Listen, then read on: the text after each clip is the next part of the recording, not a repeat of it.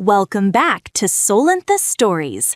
Let's fuel your day with some intense passion and non-stop excitement. Grab your gear, we're moving into the story now. After 10 years helping build my husband's family company, he joined his father to throw me out like I was nothing. His mother laughed in my face, calling me useless, while his father smirked and said I was lucky they tolerated me this long. I went back to odd jobs, feeling small, embarrassed, and crushed. Then a quiet client reminded me the old shares were still mine. When I saw their value, $47 million, I froze. "You were always useless, Harper." Isabella Whitmore said it with a laugh. Not cruel, not angry, just matter of fact. Like she was commenting on the weather. Like 10 years of my life meant nothing. I sat there in that restaurant, rain hammering against the windows, and felt the velvet box dig into my palm. Inside was a necklace I'd spent 3 months saving for. Our initials intertwined. Custom designed by a jeweler in Brooklyn who'd listened to me talk about Lucas for an hour while sketching ideas. 10-year anniversary. I thought he planned something special. Something romantic. I'd been so stupid. The envelope sat between the salt and pepper shakers. 3 months' salary. That's what a decade of my life was worth to the Whitmore family. 3 months. James Whitmore cleared his throat again, that sound that always meant the conversation was over. "We'll need your key card and laptop by Monday morning. Security will escort you out." Security. Like I was a thief. Like I hadn't built half of what they were celebrating. Lucas still hadn't looked at me.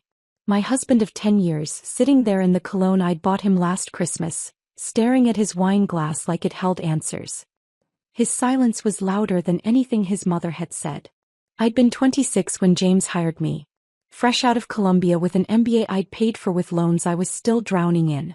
Lucas and I were newlyweds then, living in a studio apartment in Brooklyn so small we had to take turns getting dressed in the morning. We ate ramen 3 nights a week. For if money was tight. I remember thinking the Whitmore job was a miracle. Decent salary. Real title. A chance to prove myself. James had called me into his office that first week. "I'm giving you 0.3% equity," he'd said, sliding papers across his massive desk. "Symbolic stake. Makes you feel invested, part of the team." I'd signed without reading it carefully. Who questions a gift? Who argues with a miracle? I spent the next decade earning that miracle. I rebuilt their supply chain from the ground up. The Whitmore Group had been regional, profitable but small, stuck in outdated systems and old relationships. I changed everything. Negotiated contracts in Singapore with manufacturers who'd never heard of them. Spent 3 weeks in Sydney convincing distribution partners we were worth the risk. Implemented automation systems that cut their operational costs by 37%. 37%. I still remember the number because James had framed the report and hung it in his office. "This is what excellence looks like," he told the board. Not Harper's excellence. Just excellence. Like it had manifested from thin air. I missed our 5th anniversary because I was in Seoul finalizing warehouse contracts. Lucas had been understanding. "You're building our future," he'd said on the phone, his voice fuzzy across 12 time zones. "We'll celebrate when you get back." We never did. There was always another deal, another crisis, another late night that bled into early morning. Marcus, Lucas's younger brother, the golden child, spent those same years finding himself.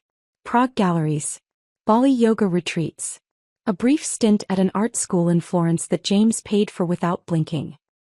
"He needs time to discover his passion," Isabella would say at family dinners, her voice warm with indulgence. When Marcus finally joined the company 2 years ago, it was with a director title and a corner office. No rebuilding supply chains. No missed anniversaries. Just a nameplate and a sense of entitlement. I'd worked until 3 in the morning in windowless offices while Marcus posted Instagram photos from Santorini. I'd negotiated billion-dollar deals while he posted Instagram photos from Santorini. I'd built their empire while he found himself. And now he was chief operations officer. "This isn't about performance," James said, his voice cold and measured. Clinical. Like he was discussing quarterly projections, not dismantling my entire life. "It's about vision. About leadership. About family." Family. The word I'd been chasing for 10 years. The word that had kept me working those late nights, missing those anniversaries, sacrificing everything because I thought if I just worked hard enough, Proved myself thoroughly enough I'd finally belong. Isabella leaned forward, her designer perfume reaching me across the table. You married into the family, Harper. There's a difference. You were always an employee. A very dedicated employee certainly, but an employee nonetheless. I looked at Lucas then. Really looked at him. Waiting for him to say something. Anything. Waiting for him to defend me, defend us, defend the 10 years we'd built together. His jaw was tight. His knuckles white around his wine glass. But he said nothing. The Melbourne deal, I managed, my voice sounding distant to my own ears. That deal alone was worth $2 billion. I just closed it last month. Company accomplishment, James said dismissively. Team effort. Team effort. I'd spent 6 months on that deal. 6 months of 18-hour days, video calls at midnight, presentations refined until they were perfect. I'd negotiated every term personally. But it was a team effort. How long? I asked Lucas directly. How long have you known? He finally looked at me then. His eyes were red-rimmed. Guilty. 6 months. 6 months. I was in Seoul. While I was pulling all-nighters to make them proud. While I was shopping for an anniversary gift I couldn't afford, he'd been sitting in meetings planning my execution. The severance is generous, one of their lawyers interjected. I hadn't even noticed him sitting at the far end of the table. 3 months' salary, benefits extended for 6 months. We're being more than fair. More than fair. For 10 years of my life. For building their billion-dollar empire. For missing my own life because I was too busy building theirs. Isabella's smile was thin, satisfied. You should be grateful, really. We gave you opportunities you'd never have gotten elsewhere. A scholarship girl from nowhere. We treated you like family. Like family. Not as family. The distinction was surgical. I stood up. The chair scraped against expensive flooring, too loud in the careful quiet of the restaurant. Other diners glanced over, then quickly away. I need air. Harper. Lucas started, finally finding his voice. Don't. The word came out sharper than I'd intended. Don't say anything. You've said enough.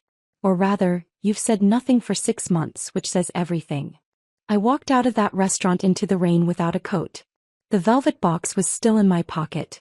The necklace with our intertwined initials, the custom design, the 3 months of sacrificed lunches. I'd been so careful choosing it. So sure it meant something. The rain soaked through my blouse within seconds. Cold October rain that felt appropriate somehow. Like the city was washing something away. Or maybe washing me away.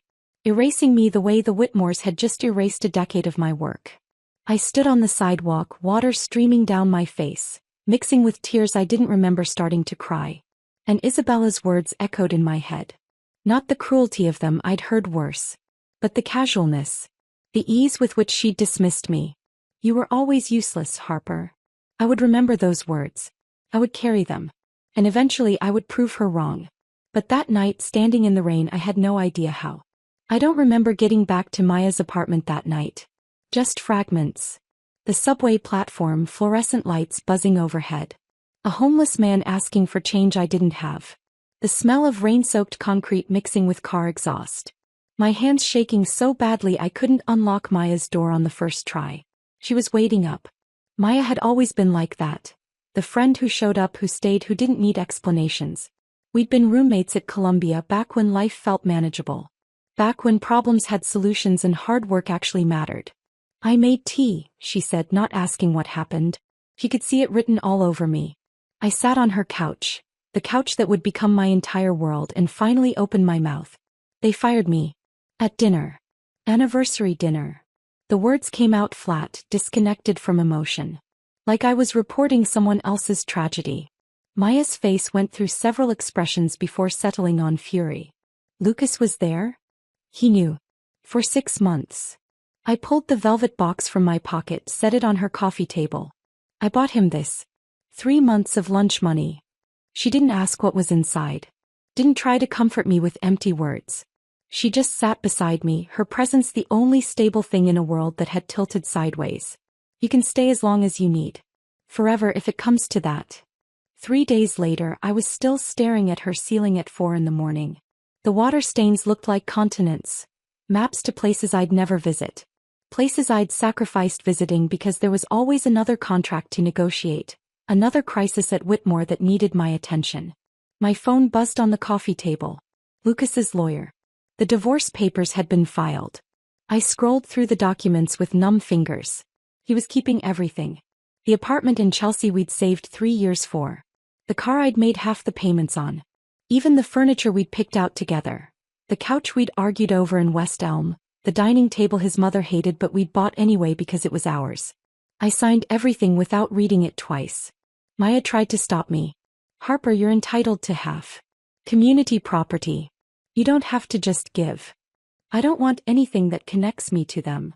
My voice came out harder than I'd intended. Nothing. Let him keep it all. She backed off, recognizing something in my tone that meant the conversation was over. Day 5 brought more paperwork. Benefits termination. 401k dissolution. The systematic dismantling of a decade, reduced to forms requiring my signature. I signed them all sitting at Maya's kitchen table, her cat watching me with judgment I probably deserved. You need to eat, Maya said that evening, setting down a plate of pasta I hadn't asked for. You haven't eaten anything real since Thursday. I nodded. Promised I would. Waited until she left for her night shift at the hospital. Maya had always been a nurse, had always taken care of people. Then stared at the food until it went cold. The pasta congealed. The sauce separated. I couldn't bring myself to taste it. The velvet box stayed on the coffee table. Unopened. Untouched. Some things hurt too much to confront and too much to throw away. By the end of week 2, I'd sent out 42 job applications. I had a list. Companies I'd done business with. Competitors who'd tried to recruit me over the years. Startups that needed someone with my expertise. I tailored every resume, personalized every cover letter, reminded them of projects we'd collaborated on. 3 responses came back. 2 were automated rejections. Form letters that thanked me for my interest and wished me luck in my future endeavors. The 3rd was an interview request from a supply chain company in New Jersey. Finally, something. I prepared for 3 days. Researched the company inside and out. Practiced answers to questions they might ask. Wore the one good suit I'd grabbed from the apartment before Lucas changed the locks. Took 2 trains to get there because I didn't have a car anymore. The interview started well. The hiring manager, a woman named Patricia, seemed impressed. Asked smart questions. Nodded at my answers. Then her desk phone rang. She glanced at the screen and something changed in her expression. Excuse me. I need to take this. I could see the name, James Whitmore. Patricia's voice went careful. Professional. Yes, Mr. Whitmore. Of course. I understand. Thank you for the information. She hung up, wouldn't meet my eyes. I'm sorry, Ms. Martinez. We've decided to go in a different direction. We'll be in touch if anything changes. We both knew nothing would change. I called my former colleagues after that. People I'd mentored, trained, helped promote. Most calls went to voicemail. Most voicemails went unreturned. 2 people were honest with me. Rachel from operations. Tom from logistics. Harper, I'm so sorry, Rachel said, her voice low like she was afraid of being overheard. James called our CO personally. Said if we hire you, Whitmore Group will terminate all existing contracts and blacklist us from future opportunities. We can't afford that. We just can't. Tom was more direct. You're toxic right now. Everyone knows it. Everyone's afraid of the Whitmores. Give it time. Maybe in a year or 2 things will cool down. A year or 2. My savings account had maybe 2 months left. Student loans were coming due. Loans I'd deferred while building the Whitmore's empire. The storage unit holding the boxes I'd salvaged cost money I didn't have. Maya tried to help. I can cover rent. You don't need to. I'm not living off you. I was already sleeping on her couch. Already eating her food. Already taking up space in a life I didn't belong in. I needed to contribute something. Anything. That's when I found the Craigslist ad.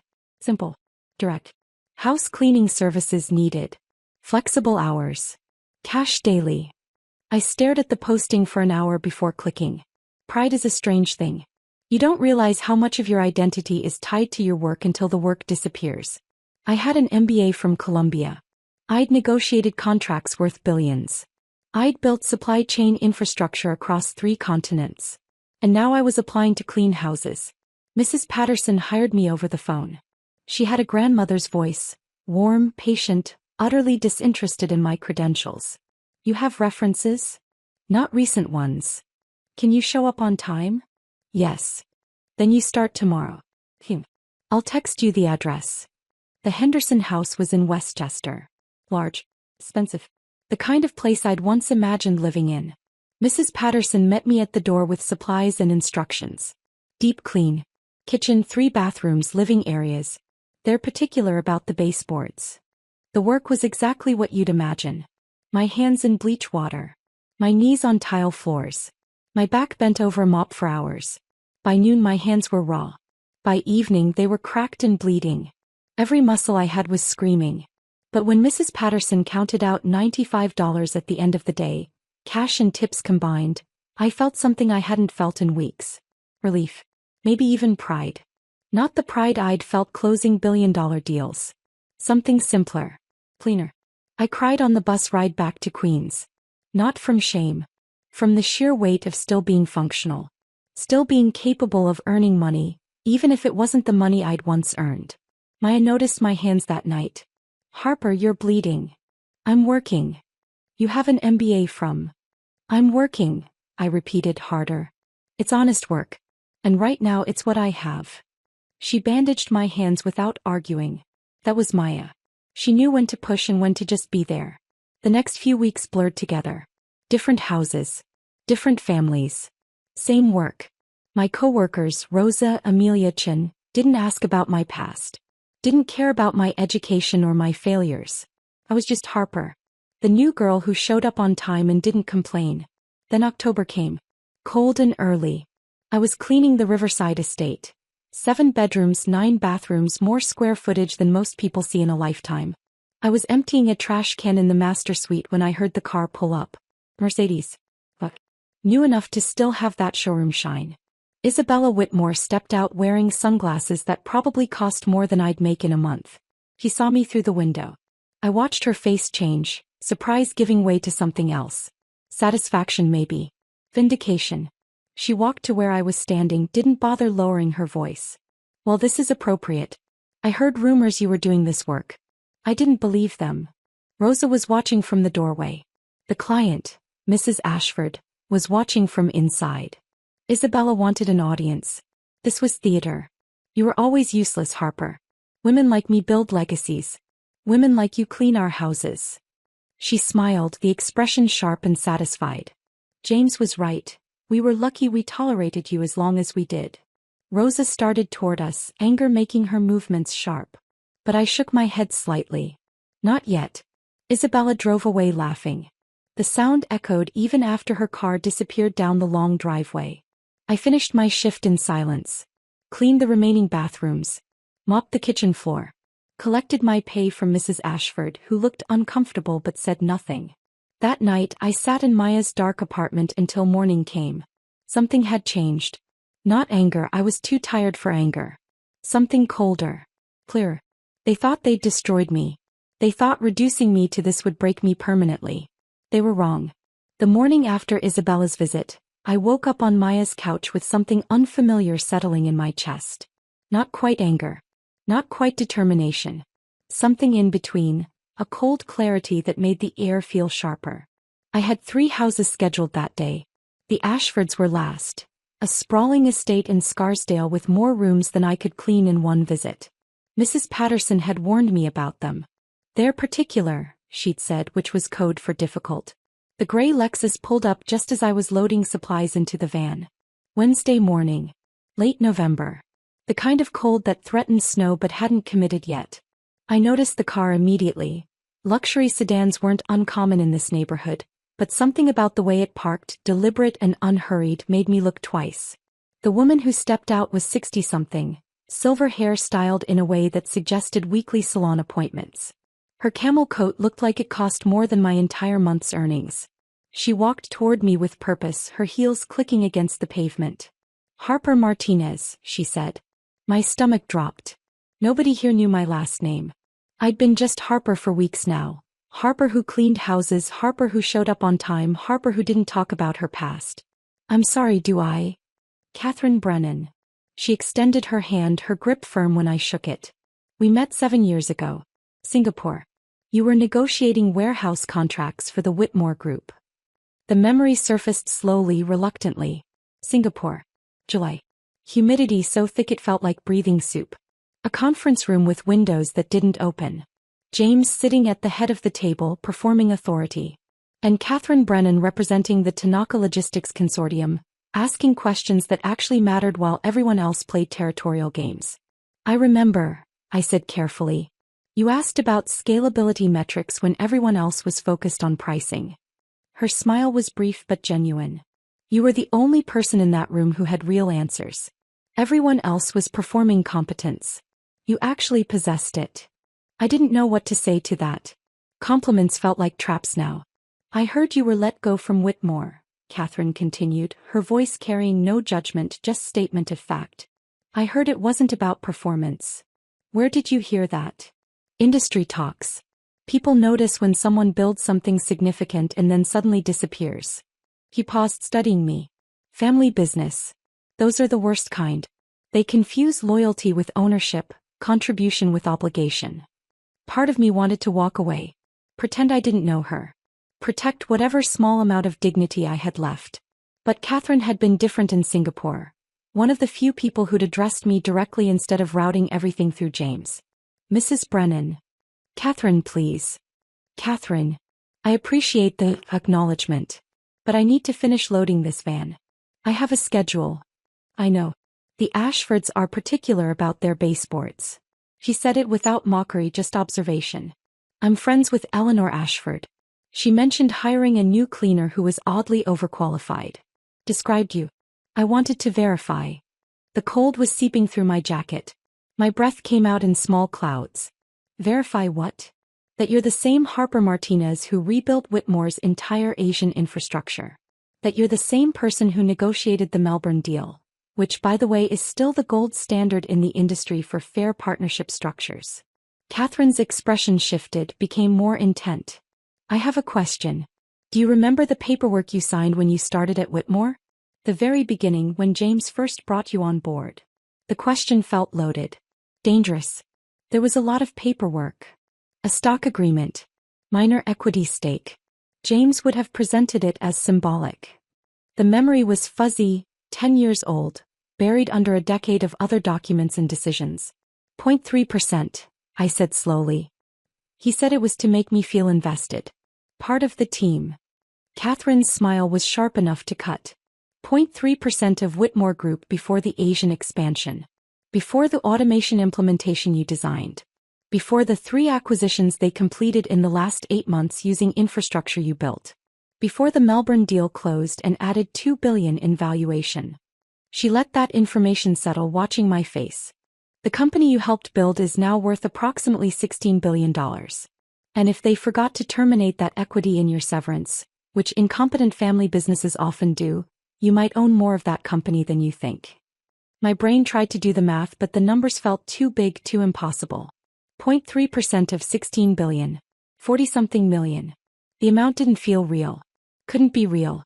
That's not possible, I whispered. They wouldn't forget something like that. James is too thorough.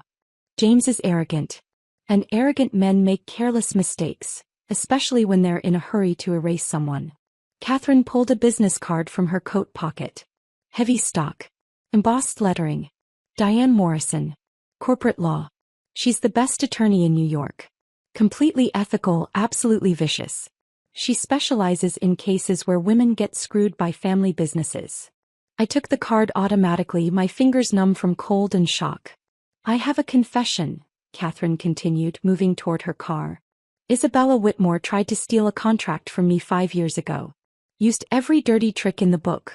Underbid, spread rumors about our reliability, called in favors with mutual contacts. We lost that contract. Cost us 6 months of revenue. I'm sorry. Don't be. We survived.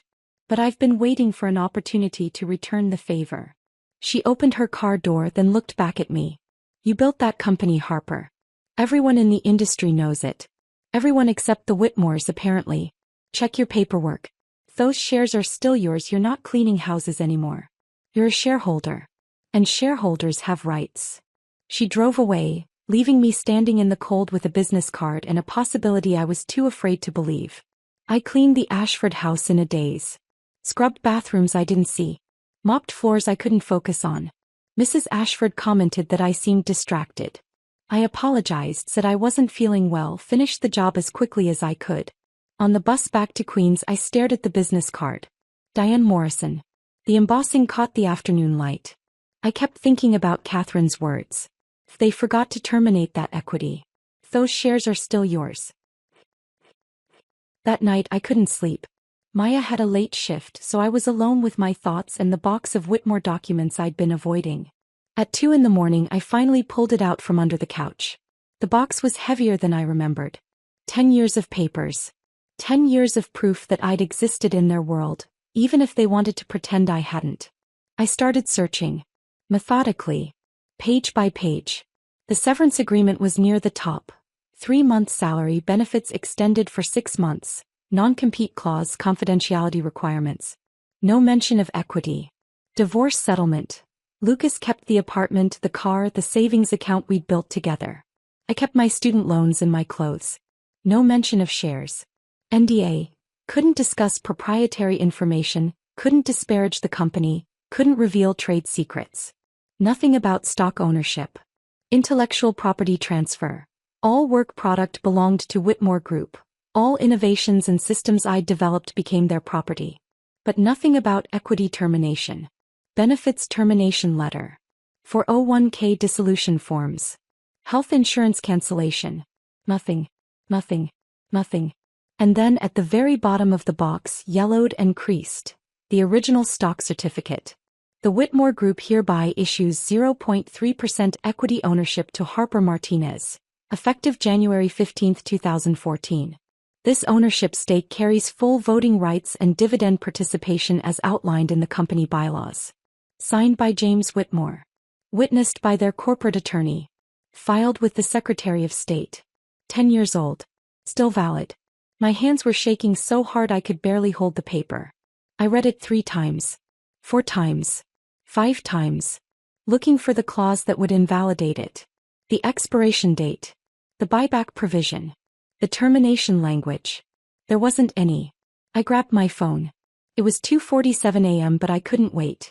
Couldn't think. Couldn't do anything except send the text before I lost my nerve. My name is Harper Martinez. Catherine Brennan gave me your card. I need to know if I still own part of the company that destroyed my life. The response came back in under 2 minutes. Come see me tomorrow. 9 a.m. Bring everything. I sat there on Maya's couch, holding a yellowed piece of paper that might be worth $47 million, and felt something I hadn't felt in months. Hope. Dangerous and terrifying and impossible to ignore. I didn't sleep after sending that text. Just lay on Maya's couch watching the ceiling until gray light started filtering through her curtains. At 6 a.m. I gave up pretending and made coffee, my hands still trembling slightly as I held the stock certificate. Maya emerged from her bedroom at 7, took one look at me and stopped in her tracks. You look like you've seen a ghost. I might own $47 million. She blinked. Process. I'm going to need you to repeat that. I showed her the certificate. Explained Catherine Brennan's visit. Watched Maya's expression cycle through disbelief, hope and careful skepticism. Harper, are you sure this is real? Not some, I don't know, scam. Catherine Brennan is real. I worked with her in Singapore. And this, I held up the certificate, has James Whitmore's signature. Then why are you cleaning houses if you're secretly a millionaire? Because I might not be. Because the Whitmores have lawyers. Because this might be a mistake or a loophole they'll close the second they realize it exists. I set down my coffee cup before I dropped it. I have an appointment at 9. With an attorney Catherine recommended. Maya's nursing instincts kicked in. Have you eaten? I can't. You're eating. She pulled out bread, started making toast. You're not walking into a lawyer's office on an empty stomach. That's how you faint. The toast tasted like cardboard, but I forced it down. Maya insisted on coming with me, said she'd call in to work, but I shook my head. I need to do this alone. The address Diane Morrison had texted was in Midtown. A building I'd walked past 100 times during my Whitmore days without really seeing it. Glass and steel reaching into the sky, The kind of building that housed hedge funds and corporate law firms and decisions worth more money than most people saw in a lifetime. The elevator to the 53rd floor was empty except for me and a man in an expensive suit who didn't look at me once. I was wearing the same outfit I'd worn to that failed interview weeks ago, the only professional clothes I still owned. It felt inadequate. Everything felt inadequate. The elevator doors opened onto a reception area that screamed money. Marble floors. Minimalist furniture. A receptionist who looked like she'd stepped out of a fashion magazine. Harper Martinez, I said. I have a 9 o'clock with Diane Morrison. She's expecting you. The receptionist smiled. Professional, practiced. Conference room 3. Down the hall, last door on your right. Diane Morrison was younger than I expected. Maybe 40, with dark hair pulled back in a severe bun and a charcoal suit that looked custom-tailored. She stood when I entered, her handshake firm and assessing.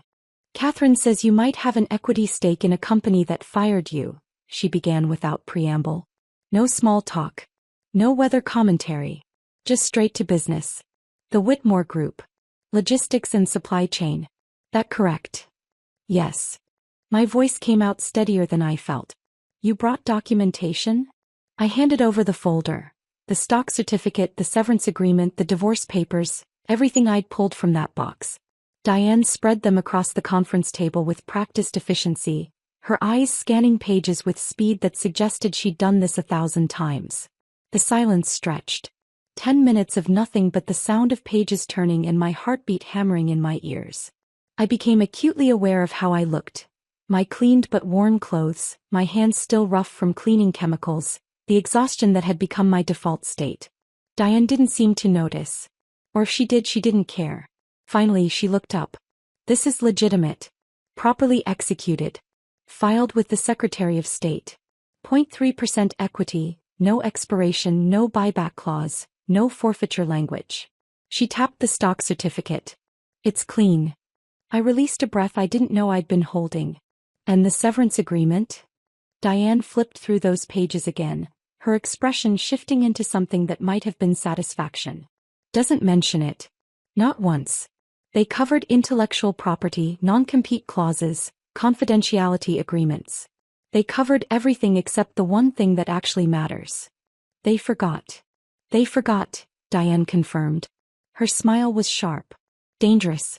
0.3% of Whitmore Group's current valuation, $15.8 billion as of their last filing, is $47.4 million. The number hung in the air between us. $47 million. More money than I could conceptualize. More money than my parents had earned in their entire lives combined. If they IPO at $20 billion next spring, which is their stated target, and you retain your shares, you're looking at $60 million.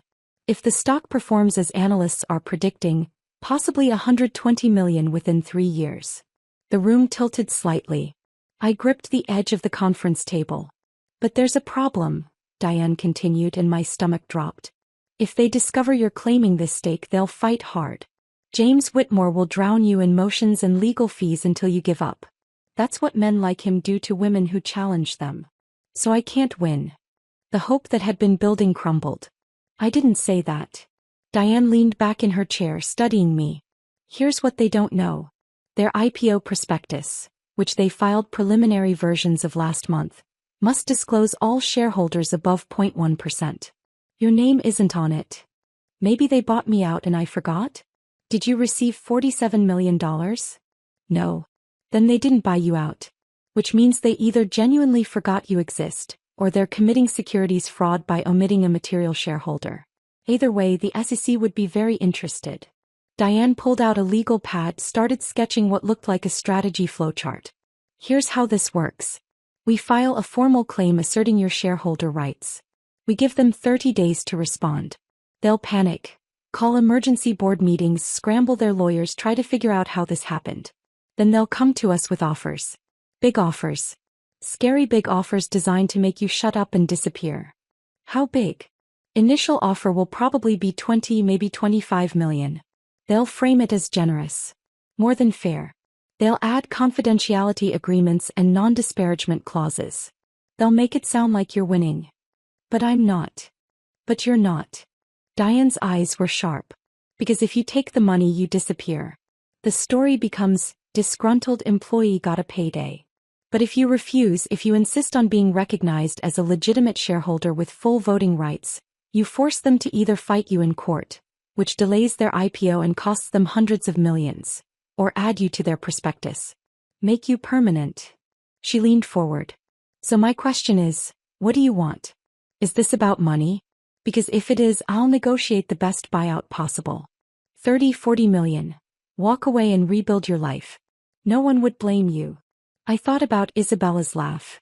You were always useless, Harper. I thought about Lucas sitting silent while his family destroyed me. I thought about James's cold dismissal, his certainty that I was nothing without them. I want them to know they were wrong, I said quietly. I want proof. Not money. Proof. Diane nodded slowly like I'd passed some kind of test. Then we file a formal claim. We give them 30 days. They'll panic, offer you numbers designed to make you fold. And you say no. We negotiate only for recognition as a legitimate shareholder with full voting rights. We make this about principle, not money. He paused, holding my gaze. It'll drive them insane. Men like James Whitmore don't lose. And they especially don't lose to women they've already defeated. This will be ugly. They'll investigate you, try to find leverage, make your life difficult in ways you can't anticipate. They already made my life difficult. Fair point. Diane pulled out an engagement letter. My retainer is $15,000. Standard rate for cases like this. My heart sank. I had maybe $2,000 left. I don't have that kind of money. Catherine already paid it. Diane slid the letter across the table.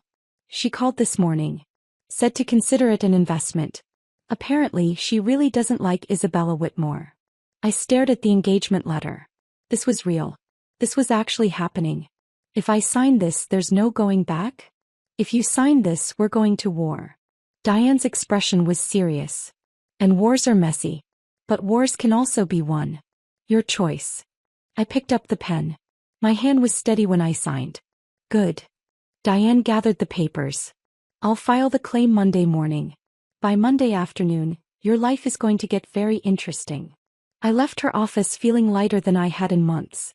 Not because of the money, the number still didn't feel real. But because someone believed me. Someone looked at what the Whitmores had done and said it was wrong. Maya was waiting when I got back to her apartment, had taken the day off after all. Well, we're filing a claim. For $47 million? For recognition. For proof. I sat down on the couch, suddenly exhausted. Maya, what if this doesn't work? What if they find a way around it? Then you're exactly where you are now. Cleaning houses. Sleeping on my couch. Surviving. She sat beside me. But Harper, what if it does work? What if you win? I didn't have an answer for that. Winning felt too dangerous to imagine.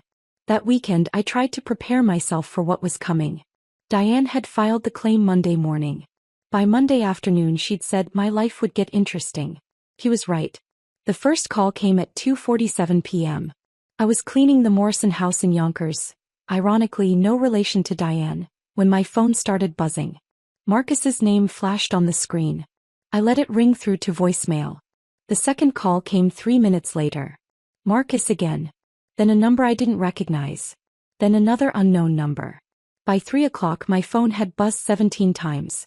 I excused myself, told Mrs. Morrison I needed to take a call, and stepped into her backyard.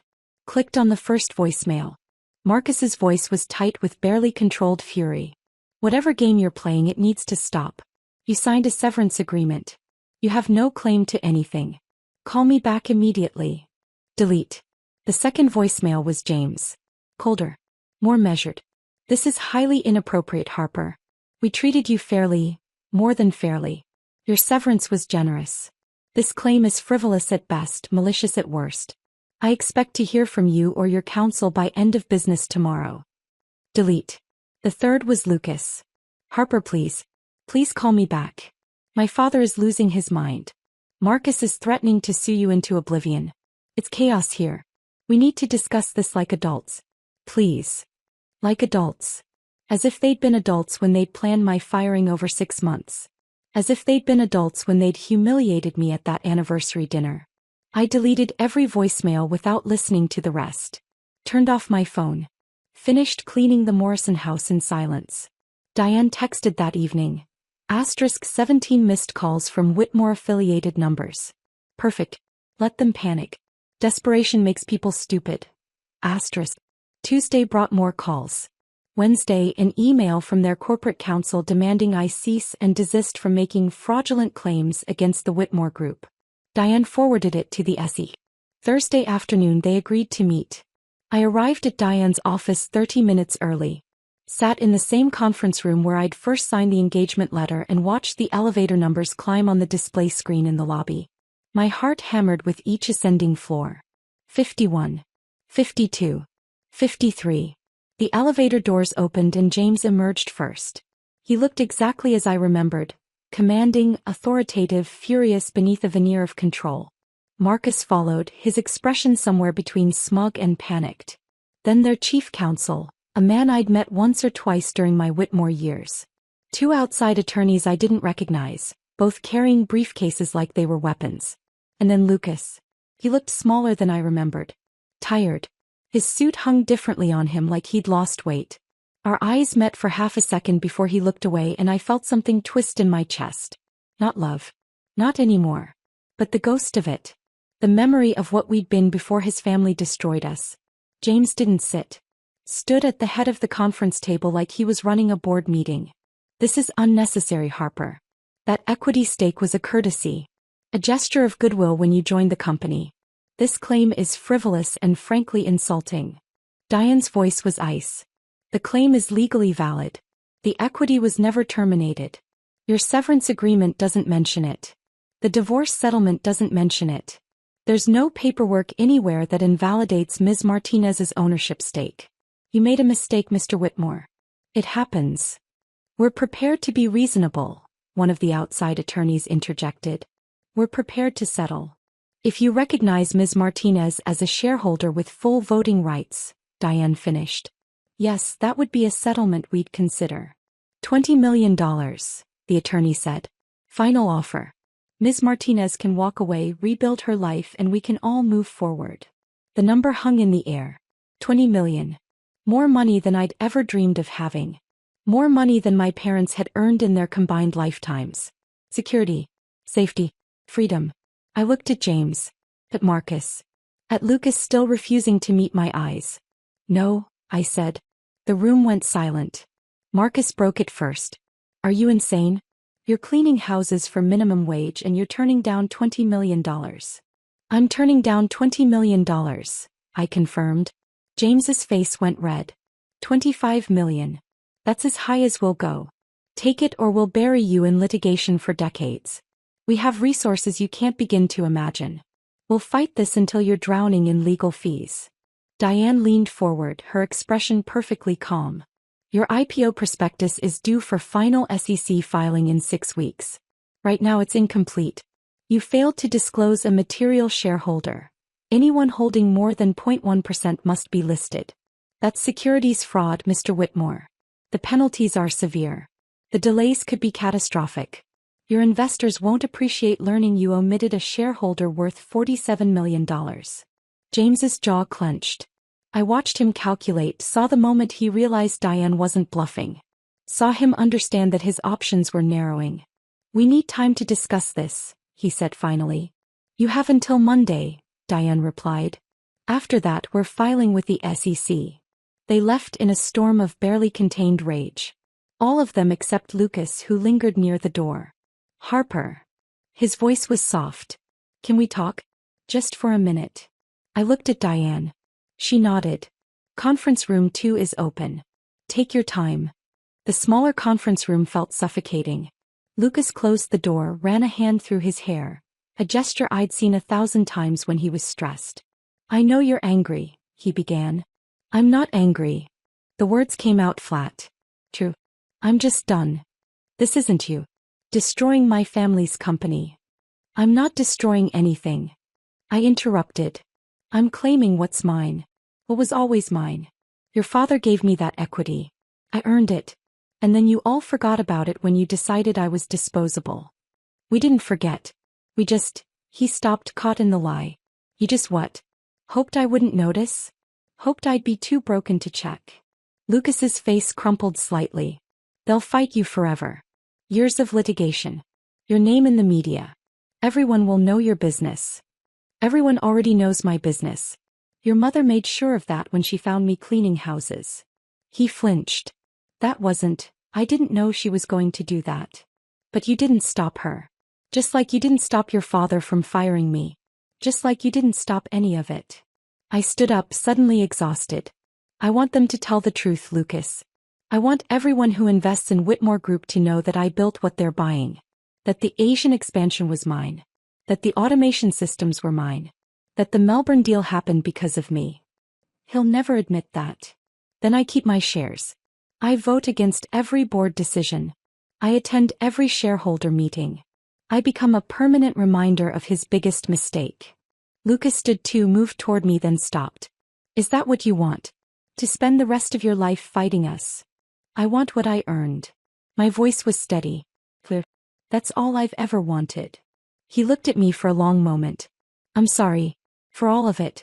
For not standing up for you. For letting them. Your apology doesn't change anything.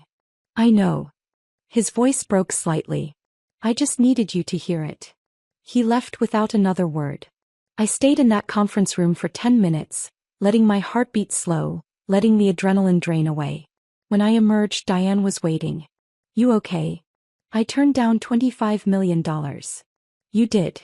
Am I crazy? She smiled. Probably. But you're also right. And sometimes being right is worth more than being rich. That night, Maya made me repeat the entire story twice. You turned down $25 million. Everyone keeps saying that. Because it's insane, Harper. That's life-changing money. The shares are worth $47 million. More if the IPO goes well. If you get them.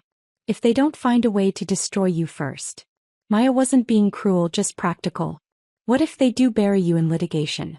What if you spend years fighting and end up with nothing? Then I end up with nothing. Which is exactly what I have now. I looked at her. But at least I'll know I fought. At least I'll know I didn't let them erase me. Maya hugged me then. Hart, you're either the bravest person I know or the most stubborn. Can't it be both? My phone buzzed. Text from Diane. Asterisk, they want another meeting. Tomorrow. Without lawyers. Just James and you. Asterisk. I stared at the message. James wanted to talk. Alone.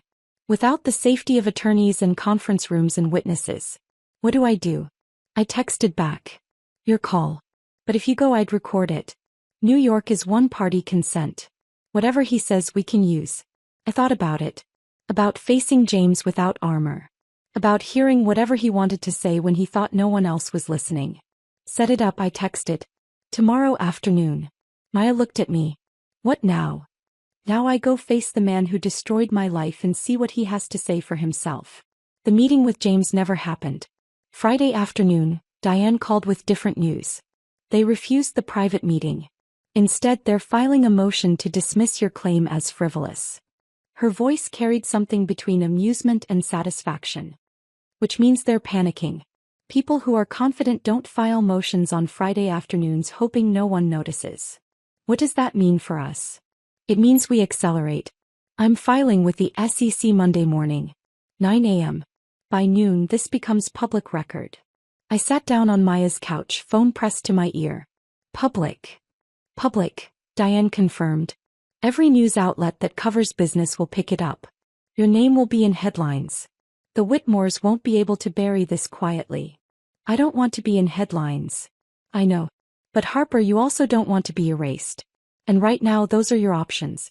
Go public or disappear. She paused. Sleep on it. But I need an answer by Sunday. I didn't sleep on it. I called her back Saturday morning. File it.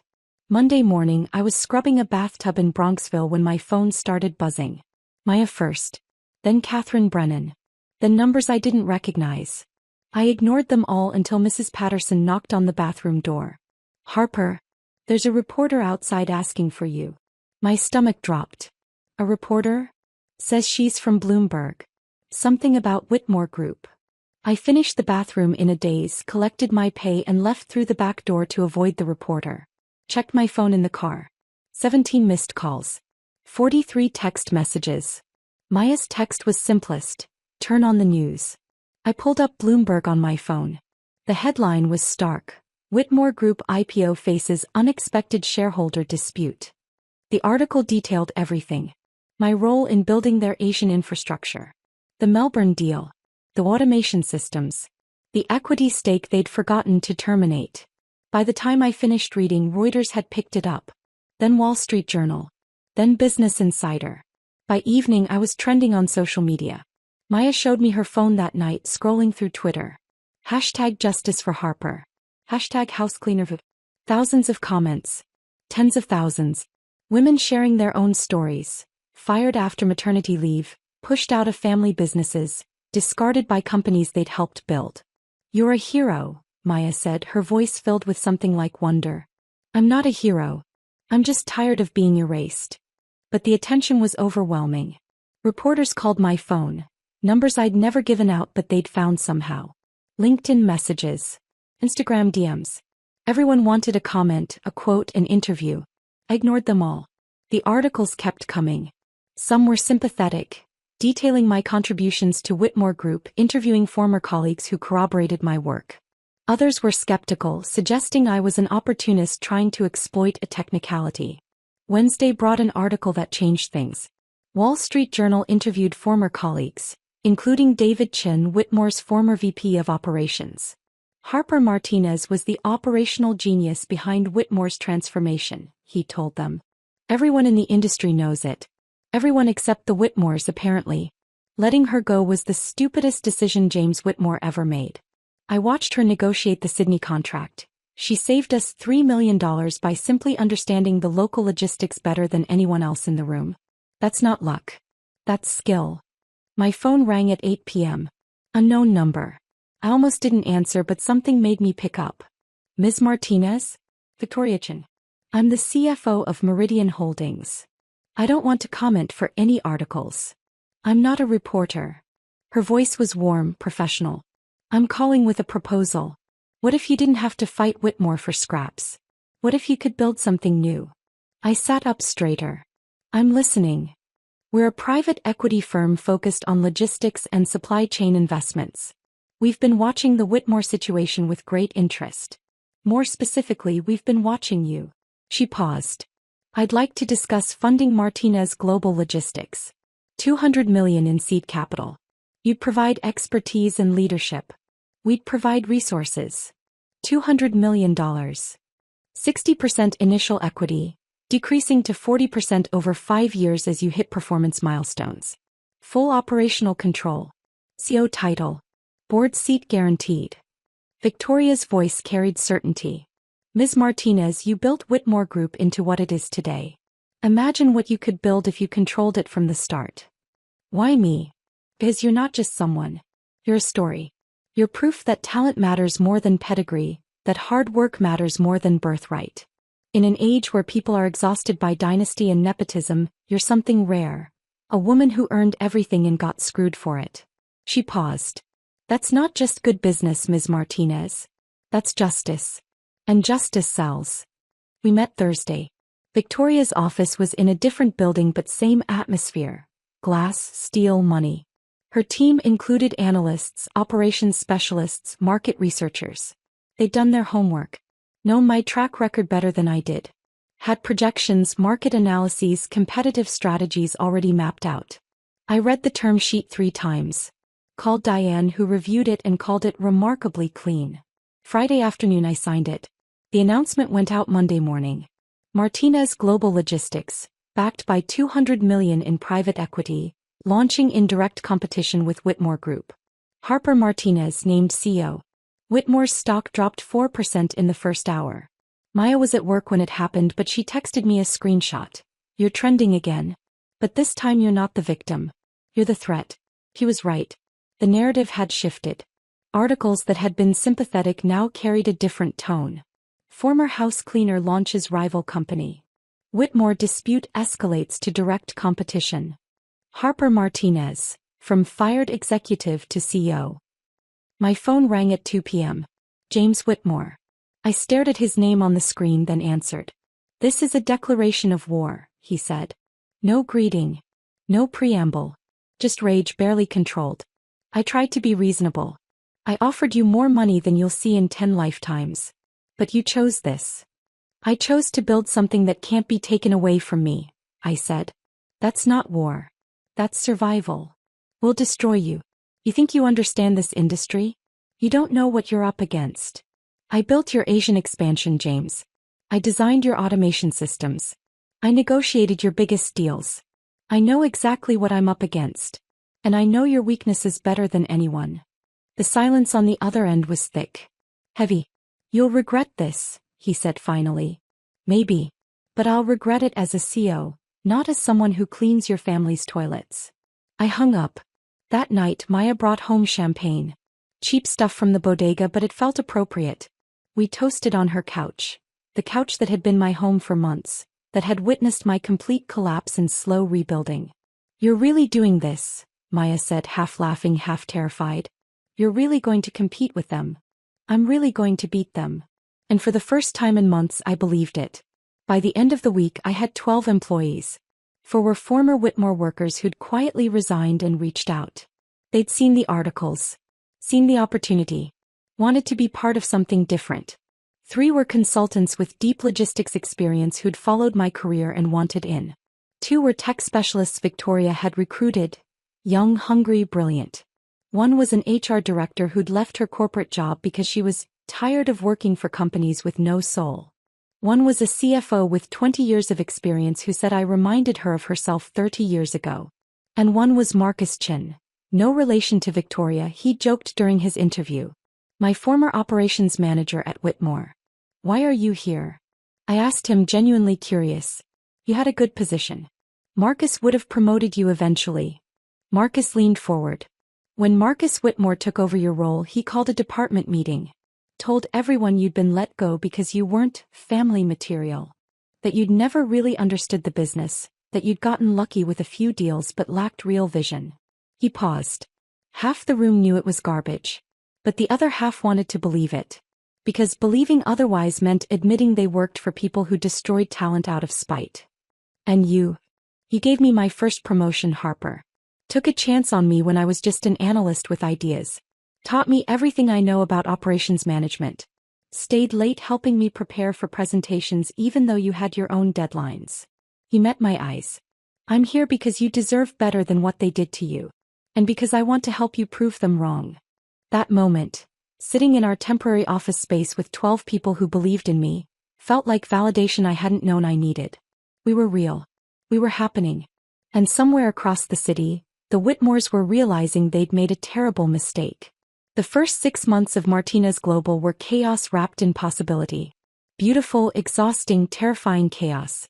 We moved from temporary office space to a real building in Long Island City. 3 floors. Conference rooms with actual furniture instead of folding tables. A break room where people gathered and laughed. I hired an office manager who made sure we had coffee and printer paper and all the small things that make a company feel real. By March we had 30 employees. By May 60. By July, 87 people who'd chosen to bet on me, on the vision we were building together. Revenue projections had been conservative. Victoria and her team had estimated $40 million for our first year. By June we were tracking towards $73 million. Every client we landed felt like proof that we were real, that we could compete, that I hadn't been crazy to turn down $25 million. Meanwhile, across the city, Whitmore Group was struggling. Their IPO, originally scheduled for March, got delayed to May. Then to July. Investor confidence was shaky. The business press was asking questions. Why the delays? What was happening internally? Their Q1 earnings report, when it finally came, told the story. Declining margins in Asia. Problems with the Melbourne contract. The one I'd spent 6 months negotiating, the one I'd built on relationships and trust instead of just numbers. Turns out when you replace the person who built those relationships, the relationships deteriorate. Marcus Whitmore, golden child, art school graduate, the one who'd found himself while I built their empire, was failing. Publicly. Measurably. Forbes ran a feature in June, The Revenge of Harper Martinez, How a Fired Executive Built a Better Company. The article was brutal to the Whitmores, glowing about Martinez Global. They'd interviewed clients, former colleagues, industry analysts. Everyone said the same thing. Harper Martinez was the real talent. The Whitmores had just been lucky to have her. But while the public story was vindicating, the legal battle raged on. Whitmore filed motion after motion. Frivolous claims, Diane called them. Desperation moves. Trying to find any angle, any technicality that might invalidate my equity stake. Diane countered everyone. The litigation was exhausting. Expensive. I'd signed over 20% of my Martinez global equity to cover legal fees because I refused to let the Whitmores bury me in costs. Some days I wanted to give up. Take whatever money they'd offer. Walk away. Build my company without the distraction of fighting them. Maya would find me in my office at midnight, staring at legal documents, and ask if it was worth it. I'd remember Isabella's laugh. Her contempt. Her certainty that I was nothing. And I'd keep fighting. Tuesday morning in late July, Diane called. I was in a meeting with our operations team, reviewing expansion plans for the Southeast. Saw her name on my phone and excused myself immediately. Tell me, I said, stepping into the hallway. The judge just ruled. Diane's voice carried something I'd rarely heard from her, pure, unfiltered satisfaction. Final ruling. Your equity stake is valid. All of it. 0.3% of Whitmore Group belongs to you, free and clear. I sat down on the floor right there in the hallway, my legs suddenly unable to hold me. Say that again. You won, Harper. Completely. Decisively. The judge rejected every single argument Whitmore made. Your equity is valid. Has been valid for 10 years. They never terminated it. They can't terminate it now. How much? Based on their most recent valuation, which they filed with the SEC last week, $47.4 million. She paused. Plus damages for bad faith litigation. The judge awarded you another $5.8 million to cover legal fees and lost opportunity costs.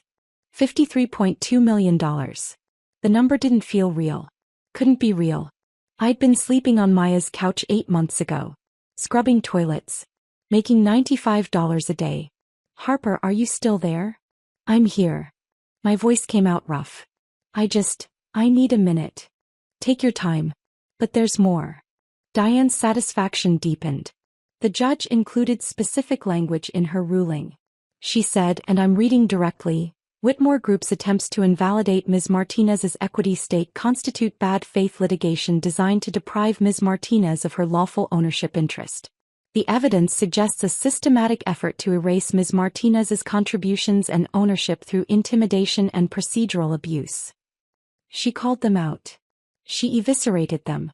This ruling will be cited in corporate law classes for years. You didn't just win, Harper.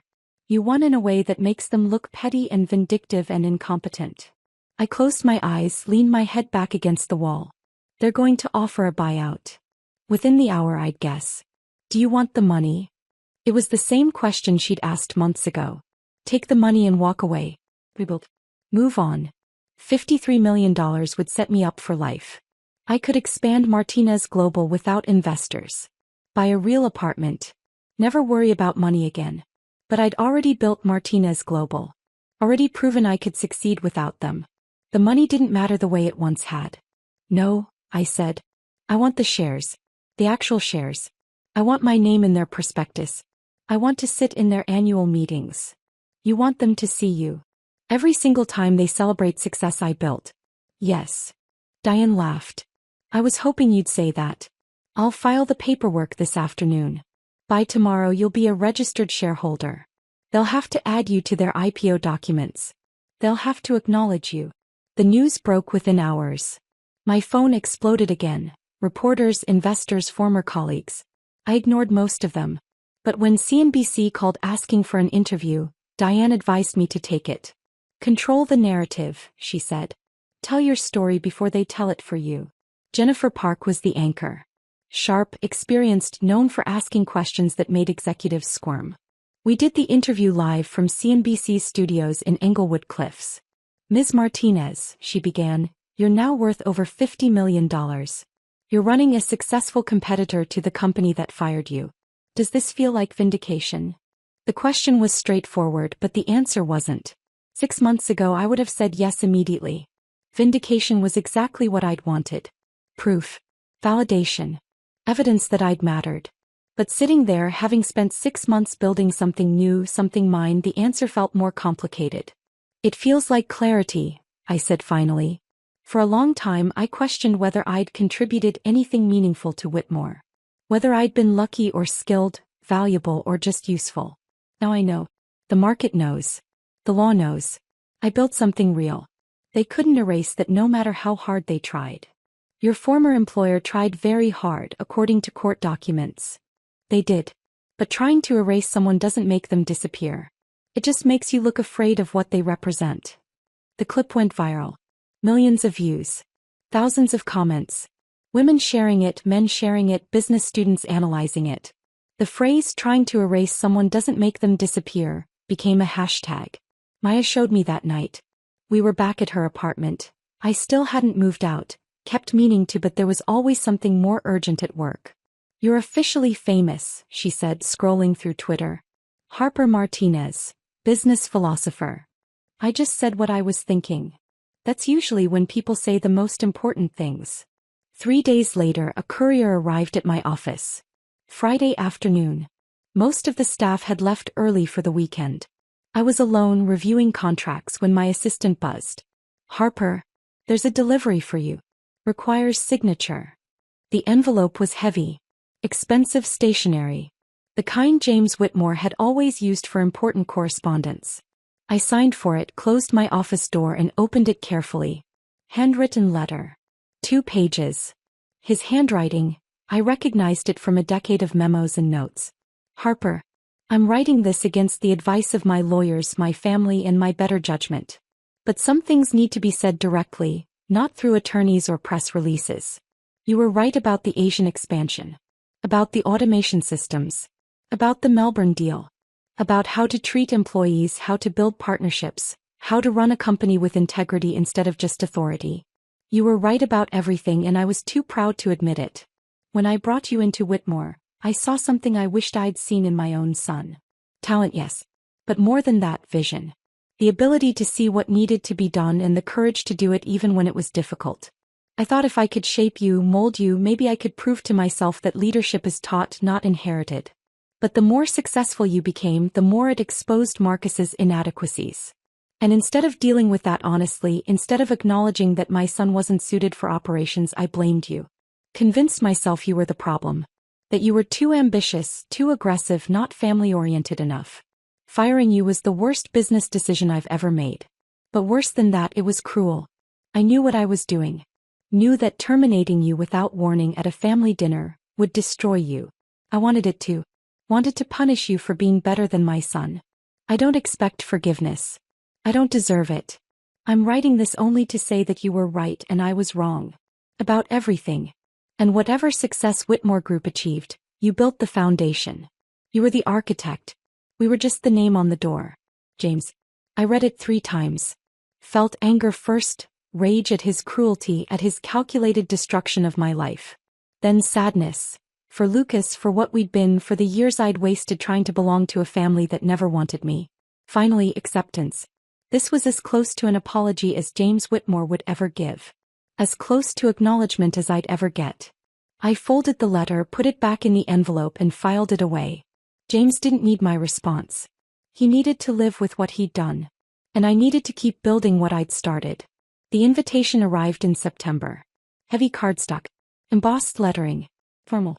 The Whitmore Group cordially invites shareholder Harper Martinez to attend the annual shareholder meeting. Waldorf Astoria. October 15th.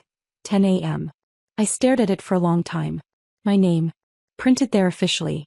Shareholder Harper Martinez. Not employee. Not former anything. Shareholder.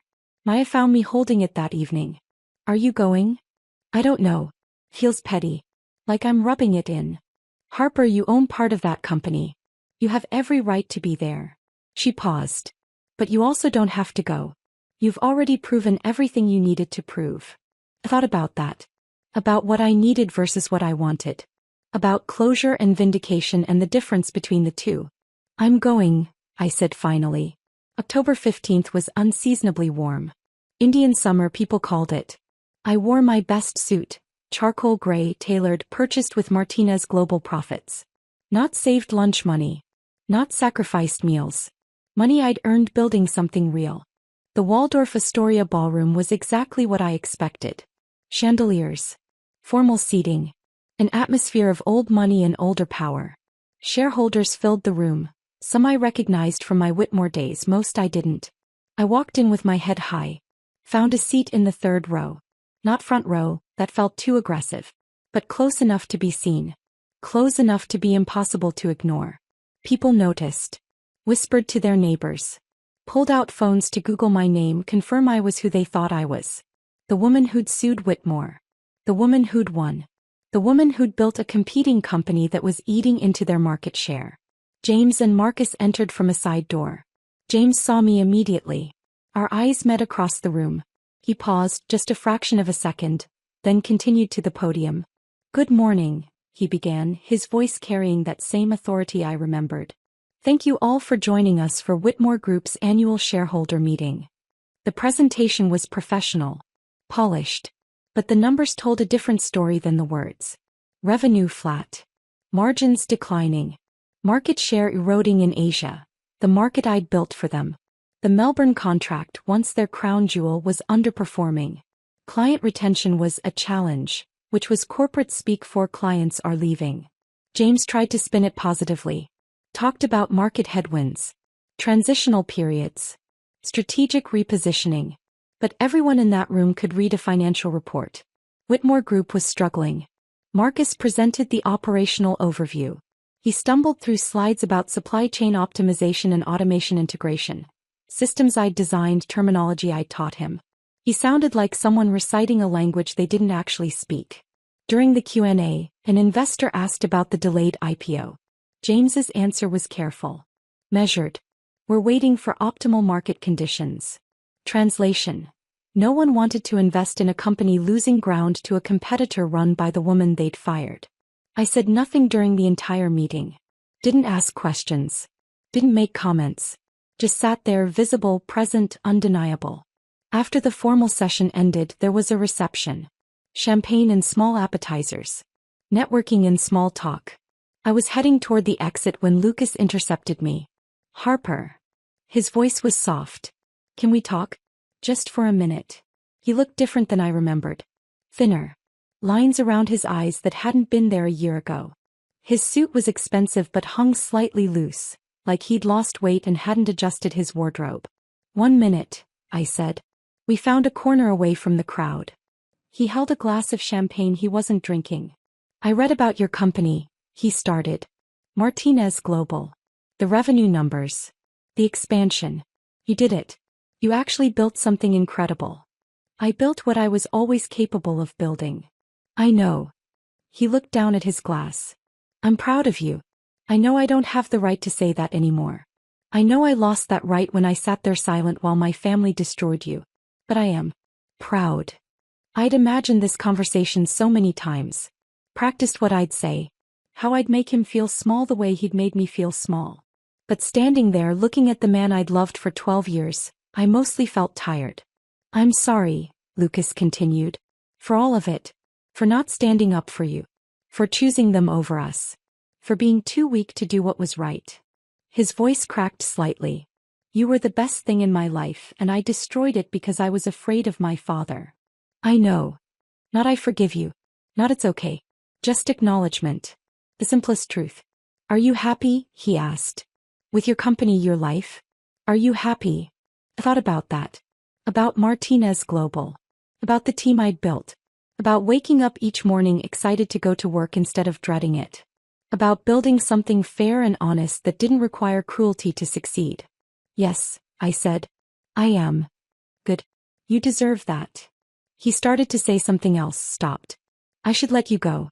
But Harper, thank you. For talking to me. For not," he gestured vaguely. "For not making this harder than it needed to be." I watched him walk away, disappearing into the crowd of shareholders and investors. Part of me felt sad for what we'd been. But mostly I felt relieved that I'd moved beyond needing his approval. I left the Waldorf and walked. Not back to my office. Not to my apartment. I'd finally moved out of Maya's place into a one-bedroom in Brooklyn Heights. I walked toward the East River. The same spot where I'd stood at 4 in the morning months ago, broken and trying to remember who I was. The same spot where I'd made promises to myself about surviving, about proving them wrong, about refusing to disappear. I pulled out the velvet box from my purse. I'd been carrying it for almost a year. The anniversary gift. The necklace with our intertwined initials. Custom designed by a jeweler who'd listened to me talk about forever while sketching hearts and loops. I opened it one last time. The necklace caught the afternoon sunlight, glittered like something precious and lost. Once it had meant everything. My marriage. My future. My belief that love and loyalty mattered. Now it was just metal and memory. I dropped it into the water. It made the smallest splash, barely a ripple, and disappeared beneath the surface. Some things you carry. Some things you let go. You were always useless, Harper. Isabella's words had been meant to destroy me. To make me believe I was nothing without them. But they'd become something else. Fuel. Evidence. Proof that the people who need cruelty to feel powerful are the truly useless ones. I'd survived. More than survived. I'd rebuilt. Proved that talent matters more than pedigree. That hard work matters more than birthright. That being underestimated is sometimes the greatest gift because no one sees you coming. I stood there watching the river, feeling lighter than I had in years. My phone buzzed. Text from Marcus Chin, my operations manager, not the Whitmore Marcus. Client meeting went well. They're signing for 3 years. We're officially expanding into the Pacific Northwest. I smiled. Texted back. Excellent work. Celebrate with the team. Drinks on me. Another text. This one from Maya. Dinner tonight? My place?